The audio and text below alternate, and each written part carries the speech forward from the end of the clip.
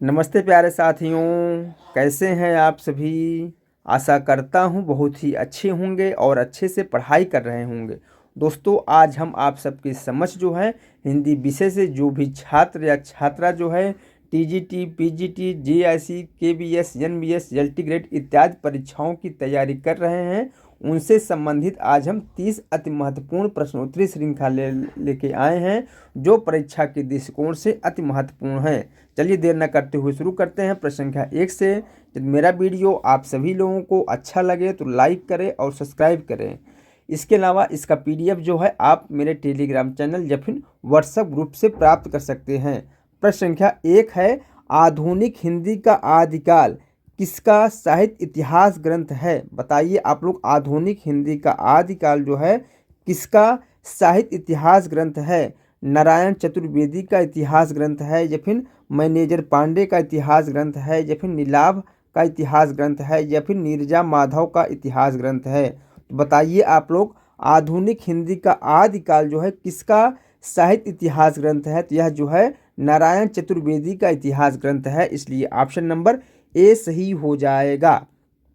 जबकि हिंदी साहित्य का मौलिक इतिहास जो है नीलाभ का साहित्य इतिहास ग्रंथ है, जबकि नीरजा माधव का जो इतिहास ग्रंथ है वह है हिंदी साहित्य का ओझल नारी का इतिहास।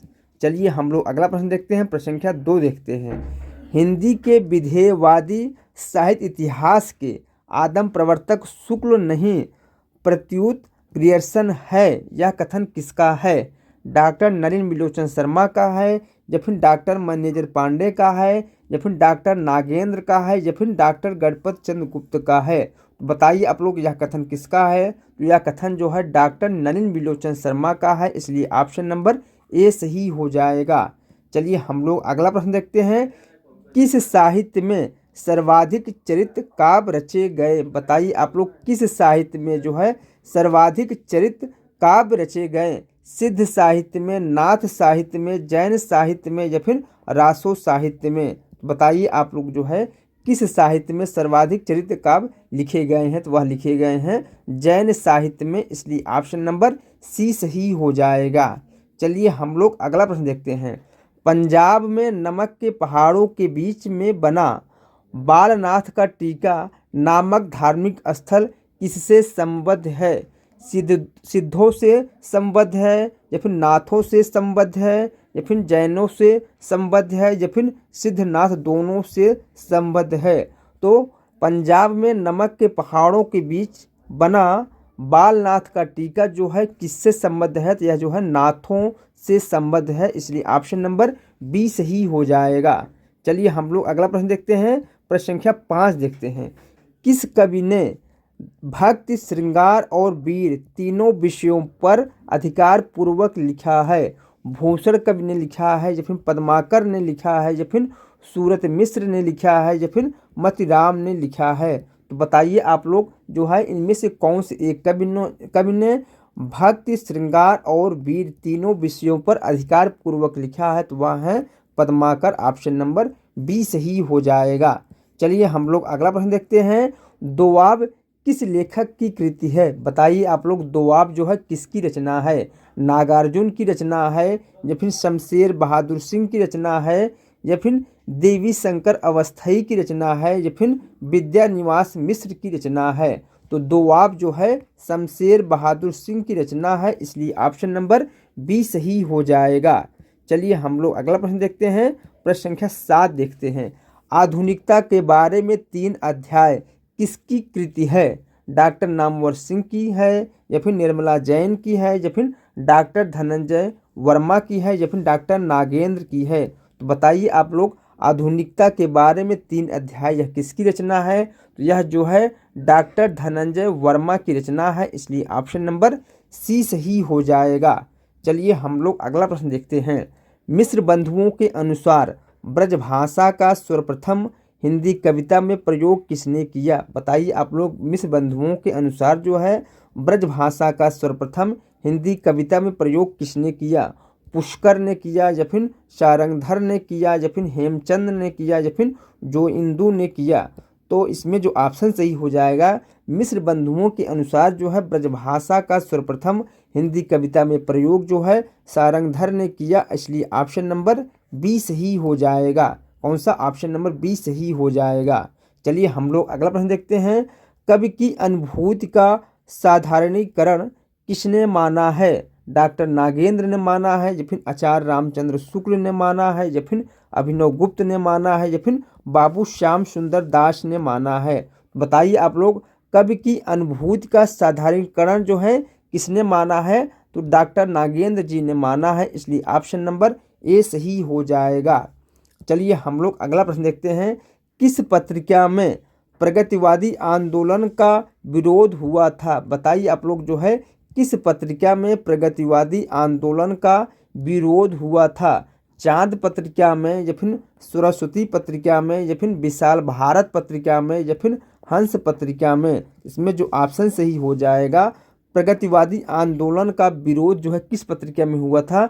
विशाल भारत पत्रिका में हुआ था, इसलिए ऑप्शन नंबर सी सही हो जाएगा। तो आप लोग मुझे कमेंट करके बताइएगा विशाल भारत के प्रथम संपादक कौन थे और यह जो है किस सन ईस्वी से निकलना प्रारंभ हुआ। चलिए हम लोग अगला प्रश्न देखते हैं। प्रश्न संख्या 11 देखते हैं। अंधा युग किस नाट्य विधा के अंतर्गत आता है? बताइए आप लोग, अंधा युग जो है किस नाट्य विधा के अंतर्गत आता है? गीत नाट्य विधा के अंतर्गत, या फिर नाटक विधा के अंतर्गत, या फिर रूपक विधा के अंतर्गत, या फिर प्रहसन विधा के अंतर्गत? तो अंधा युग किसका नाटक है? तो अंधा युग जो है मोहन राकेश का नाटक है। यह जो है गीत नाट्य है, इसलिए ऑप्शन नंबर ए सही हो जाएगा। चलिए हम लोग अगला प्रश्न देखते हैं। प्रश्न संख्या 12 देखते हैं। किस कवि का वास्तविक नाम जो है सिमुख था? बताइए आप लोग जो है किस कवि का वास्तविक नाम जो है सिमुख था? बाणभट्ट का वास्तविक नाम था, या फिर शूद्रक का वास्तविक नाम था, या फिर विशाख दत्त का वास्तविक नाम था, या फिर भवभूति का वास्तविक नाम था? तो शूद्रक का वास्तविक नाम जो था वह था सिमुख, इसलिए ऑप्शन नंबर बी सही हो जाएगा। चलिए हम लोग अगला प्रश्न देखते हैं। ध्रुपद गायन का संबंध जो है किस भाषा से है? बताइए आप लोग, ध्रुपद गायन का संबंध जो है किस भाषा से है? ब्रज भाषा से है, या फिर अवधी से है, या फिर बांग्ला से है, या फिर भोजपुरी से है? तो ध्रुपद गायन का संबंध जो है अवधी भाषा से है, इसलिए ऑप्शन नंबर बी सही हो जाएगा। चलिए हम लोग अगला प्रश्न देखते हैं। रसानुभूति के संदर्भ में उत्पत्तिवाद सिद्धांत के जनक कौन है? बताइए आप लोग, रसानुभूति के संदर्भ में उत्पत्तिवाद सिद्धांत के जनक कौन है? अभिनव गुप्त हैं, या फिर पाणिनि हैं, या फिर भरतमुनि हैं, या फिर भट्टलोलट हैं? तो रसानुभूति के संदर्भ में उत्पत्तिवाद सिद्धांत के जनक जो है भट्टलोलट हैं, इसलिए ऑप्शन नंबर डी सही हो जाएगा। चलिए हम लोग अगला प्रश्न देखते हैं। सर्वप्रथम जो है किस आलोचक ने अपने किस ग्रंथ में देव बड़े हैं कि बिहारी विवाद को जन्म दिया? मिश्र बंधुओं ने अपने ग्रंथ हिंदी में, या फिर पद्म सिंह शर्मा ने अपने ग्रंथ बिहारी सतसई की भूमिका में, या फिर कृष्ण बिहारी मिश्र ने अपने ग्रंथ देव और बिहारी में, या फिर लाला भगवान दीन ने अपने ग्रंथ बिहारी और देव में? इसमें जो ऑप्शन सही हो जाएगा, सर्वप्रथम जो है कृष्ण बिहारी मिश्र ने अपने ग्रंथ देव और बिहारी में देव बड़े हैं कि बिहारी विवाद को जन्म दिया था, इसलिए ऑप्शन नंबर सी सही हो जाएगा। चलिए हम लोग अगला प्रश्न देखते हैं। प्रश्न संख्या 16 देखते हैं। किस प्रसिद्ध हिंदी साहित्यकार ने शेक्सपियर के 12 नाटकों का हिंदी भाषा में अनुवाद किया था? रामविलास शर्मा ने, जयशंकर प्रसाद ने, या फिर रांगे राघव ने, या फिर मन्नू भंडारी ने? बताइए आप लोग इनमें से कौन सा ऑप्शन सही हो जाएगा?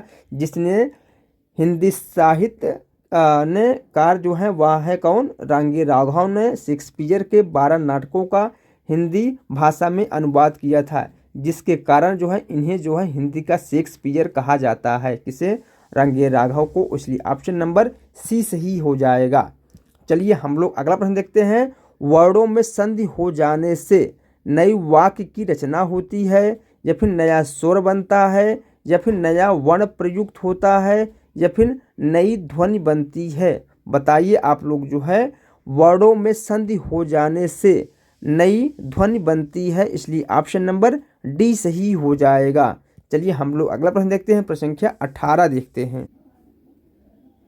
हिंदी को संघ की राजभाषा बनाने का जो प्रस्ताव संसद में पारित हुआ उसके प्रस्तावक थे पंडित जवाहरलाल नेहरू थे, या फिर राजर्षि पुरुषोत्तम दास टंडन थे, या फिर राजगोपालचारी थे, या फिर श्री गोपाल स्वामी अयंगर थे। तो बताइए आप लोग जो है हिंदी को संघ की राजभाषा बनाने का जो प्रस्ताव जो है संसद में पारित हुआ उसके प्रस्तावक कौन थे? तो उसके प्रस्तावक जो है श्री गोपाल स्वामी अयंगर थे, इसलिए ऑप्शन नंबर डी सही हो जाएगा। चलिए हम लोग अगला प्रश्न देखते हैं। लिखित भाषा में विचारों को कैसे व्यक्त करते हैं? बताइए आप लोग लिखित भाषा में जो है विचारों को कैसे व्यक्त करते हैं? संकेतों द्वारा, या फिर बोलकर, या फिर लिखकर, या फिर सुनकर। तो बताइए आप लोग जो है लिखित भाषा में विचारों को कैसे व्यक्त करते हैं? तो लिखित भाषा में विचारों को लिखकर व्यक्त करते हैं, इसलिए ऑप्शन नंबर सी सही हो जाएगा। कौन सा? ऑप्शन नंबर सी सही हो जाएगा। इसमें जो है एक व्यक्ति जो है लिखकर अपने विचारों को प्रकट करता है, जबकि दूसरा व्यक्ति जो है पढ़कर उसकी बात को या विचार को समझता है। चलिए हम लोग अगला प्रश्न देखते हैं। प्रश्न संख्या 20 देखते हैं। शुद्ध वर्तनी वाला शब्द है, बताइए आप लोग इनमें से कौन सा एक जो है शुद्ध वर्तनी वाला शब्द है? तो वह है मानवीकरण। ऑप्शन नंबर सी सही हो जाएगा। शुद्ध वर्तनी वाला शब्द है, बाकी तीनों जो है अशुद्ध वर्तनी वाले शब्द हैं। चलिए हम लोग अगला प्रश्न देखते हैं। बुरे दिन आना किस मुहावरे का अर्थ प्रतीत होता है? बताइए आप लोग बुरे दिन आना किस मुहावरे का अर्थ है? डर से कांपना, या फिर तंग आना, या फिर पस्त करना, या फिर तालू में दांत जमना। तो बुरे दिन आना मुहावरे का जो अर्थ है वह है तालू में दांत जमना, यानी कि ऑप्शन नंबर डी सही हो जाएगा, तालू में दांत का जमना। चलिए हम लोग अगला प्रश्न देखते हैं। प्रश्न संख्या 22 देखते हैं। कजरी लोक साहित्य की किस विधा के अंतर्गत आती है? लोकगीत के अंतर्गत आती है, या फिर लोक कथा के अंतर्गत आती है, या फिर लोक गाथा के अंतर्गत आती है, या फिर लोकोक्ति के अंतर्गत आती है? तो बताइए आप लोग जो है कजरी जो है लोक साहित्य की किस विधा के अंतर्गत आती है? यह जो है लोकगीत के अंतर्गत आती है, इसलिए ऑप्शन नंबर ए सही हो जाएगा। कजरी जो है उत्तर प्रदेश का प्रसिद्ध जो है लोकगीत है। चलिए हम लोग अगला प्रश्न देखते हैं। प्लेटो ने कवि को क्या माना है? बताइए आप लोग जो है प्लेटो ने कवि को क्या माना है? अनुकर्ता माना है, या फिर कर्ता माना है, या फिर अभिकर्ता माना है, या फिर निर्माता माना है? तो प्लेटो ने कवि को अनुकर्ता माना है, इसलिए ऑप्शन नंबर ए सही हो जाए। कौन सा? ऑप्शन नंबर ए सही हो जाएगा। चलिए हम लोग अगला प्रश्न देखते हैं।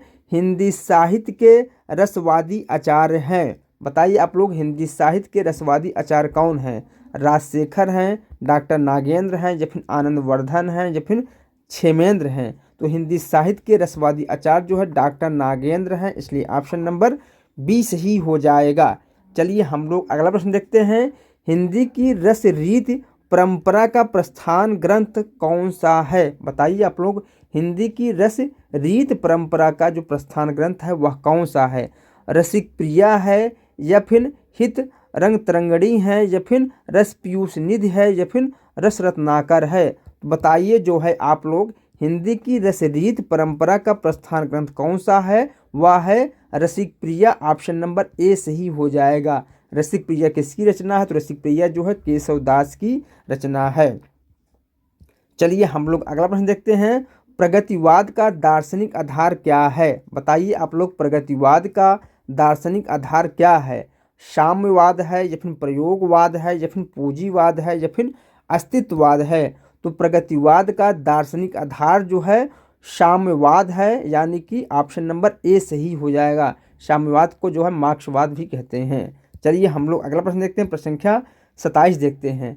संवेदनात्मक ज्ञान और ज्ञानात्मक संवेदन सूत्र का प्रयोक्ता कौन है? गजानंद माधव मुक्तिबोध हैं, या फिर अज्ञेय हैं, या फिर सूर्यकांत त्रिपाठी निराला हैं, या फिर महादेवी वर्मा हैं? तो बताइए आप लोग जो है संवेदनात्मक ज्ञान और ज्ञानात्मक संवेदन सूत्र का प्रयोक्ता कौन है? तो वह है Gajanand Madhav Muktibodh. Option number A सही हो जाएगा।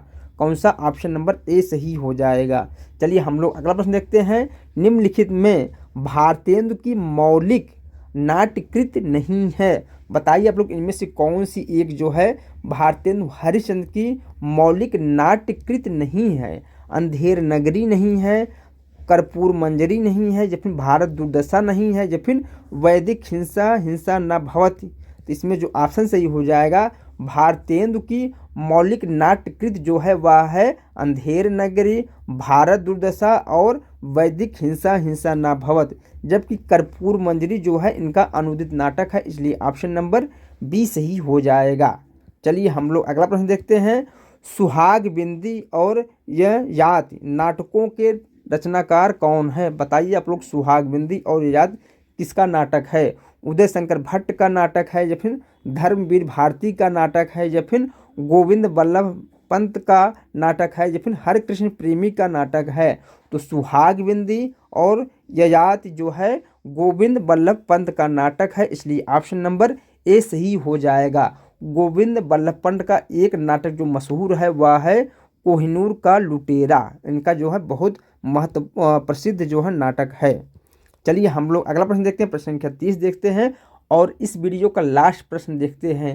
किसने किससे कहा? यह जो है किस उपन्यास का, मैला आंचल का उपन्यास का एक कथन है। किसने और किससे कहा? मैं फिर काम शुरू करूँगा यहीं इसी गांव में, मैं प्यार की खेती करना चाहता हूँ आंसू से भीगी हुई धरती पर, प्यार के पौधे लहलहाएंगे मैं साधना करूँगा। बताइए आप लोग यह कथन जो है किसने किससे कहा था? तो यह कथन जो है डॉक्टर प्रशांत ने ममता से कहा था, इसलिए ऑप्शन नंबर सी सही हो जाएगा। ठीक दोस्तों, मेरा यह वीडियो यहीं समाप्त हो रहा है। मिलते हैं नेक्स्ट वीडियो में, तब तक जय हिंद जय भारत।